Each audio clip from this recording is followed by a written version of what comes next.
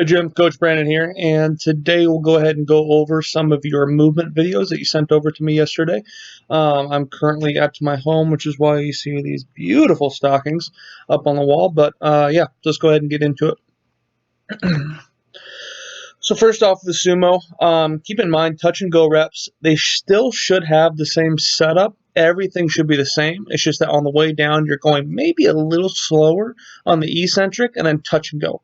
Burst up. The second the weight touches, you go. But I don't want to speed up the setup whatsoever. The setup should be slow, deliberate, and we're still trying to take as much tension out as possible. And a few things that I really want you to incorporate is, for one, slowly hinging down to the bar rather than just bending over and rounding your back to grab the bar. This will load the posterior chain a lot better. This will better your position and efficiency of the deadlift. Anytime that we end up starting in a rounded position, we mitigate how well we can brace and the things I've already talked about. So again, it's lighter weight, so it's not going to be detrimental by any means, but it's an easy improvement for you. Just make sure we're hinging down to the bar and we're still taking our time to, building tension and taking the slack out. So you'll see here we rushed it a little bit, but obviously it's a light enough weight where you can just kind of blow past it, so it's no big deal. But right there, we're very rounded. You obviously corrected it, but we never really... It's not an advantage to start in a position that you have to correct during the deadlift, and we never want to start in this rounded deadlift position. Also, you brace from this position. Anytime we brace from a rounded position, we mitigate how well we can brace, along with the things I already mentioned. So let's go ahead and carefully hinge and still be deliberate on our setup.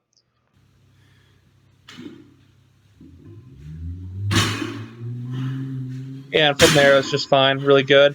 Not a whole lot to note on this besides those things. Look at the next video here.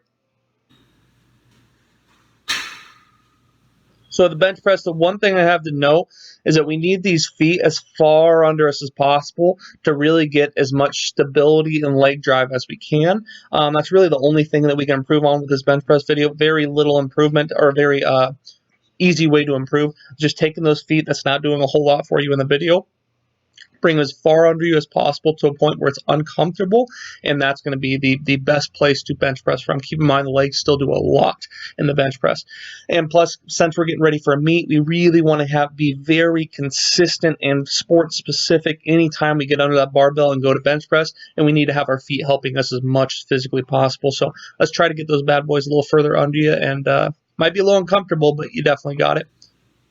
And this is going to better pretty much everything upstream with a better leg position. Instead of being here, these bad boys should be back here ideally.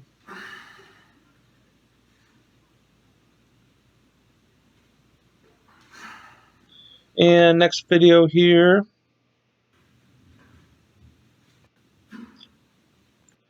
Now, before we get into this, individuals that have a constant forward knee travel, these individuals usually have a forward-facing toe angle. Their toes aren't very out.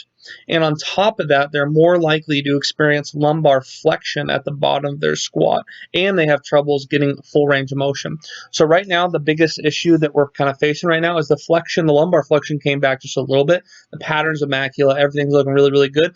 But the reason that is because your hip capsule literally runs out of room at a certain point unless we take these toes and we point them further out and have our knees guide out as we sit back. This will make it easier to hit full range of motion, hit depth, and on top of that, it's going to better our ability to control our spine under load. So right now, we need to take these toes that are fairly forward-facing right now and point them out and think about the knees out cue. This will help significantly the lumbar flexion issue that you're currently having, along with getting better range of motion. So you'll look at the video here, you'll see a little bit of butt wink on the bottom, right about there. And it gets a little worse as we as reps go on, but the reason is because of forward knee travel. Just a lot of forward knee travel, a lot of hinging over, and we need to take these toes, point them at about a 45-degree angle, and then really focus on knees being a little further out to help combat this issue. The box squat was very similar. One of the biggest reasons I like the box squat is because you kind of get a break from having to control your spine as much, but we still have a little bit of flexion here, as you can see right there. Still a little bit of flexion, so let's go ahead, same exact thing. Toes pointed out a little bit more. Let's guide the knees out and really focus on those cues there. our elbow position is getting a lot better, but what I want you to do, what I want you to do is two things. One, one, let's make sure this, if anything, get our grip a little wider out. This will help you be able to get that better elbow position under you. Let's go about 1/2 inch to 1 inch wider out on each side. This will help your upper body position so you won't be pushed as far forward by the time you hit the bottom, for one. And two, this will also kind of cater to the fact that we don't have the best external shoulder mobility right now. Now, I really hope that you're keeping up with your shoulder external rotation drills, especially right before we actually go to squat.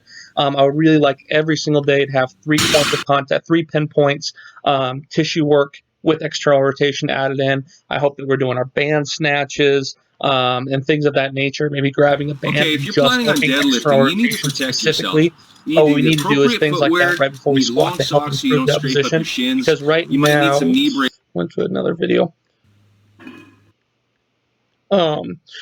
Right now, the two biggest things that's causing that lumbar flexion is forward knee travel. So we have to take our toes a little further out, change our knee position as we ascend into the hole, for one. And two is we still have a less than optimal elbow position. It's gotten a lot better. Let's really hammer down on those drills, get this grip a little wider out, and focus on those elbows being further onto you. So if you're somebody that hinges over quite a bit in the squat and your elbows are out here, you're kind of pushing the barbell away from your body, and you're you're encouraging the lumbar flexion, the butt wink at the bottom. So easy fixes.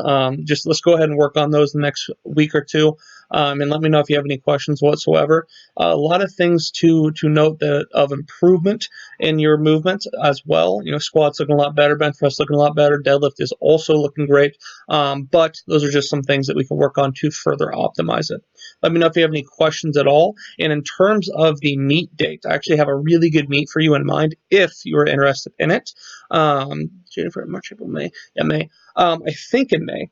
We at Kabuki Strength are actually holding a USPA meet, a powerlifting meet, and USPA is a very good federation. I personally compete in it, and I would definitely suggest it to other people. USAPL is another one you could compete in. There's a few other ones that are pretty popular around here that I can see you being a good fit for.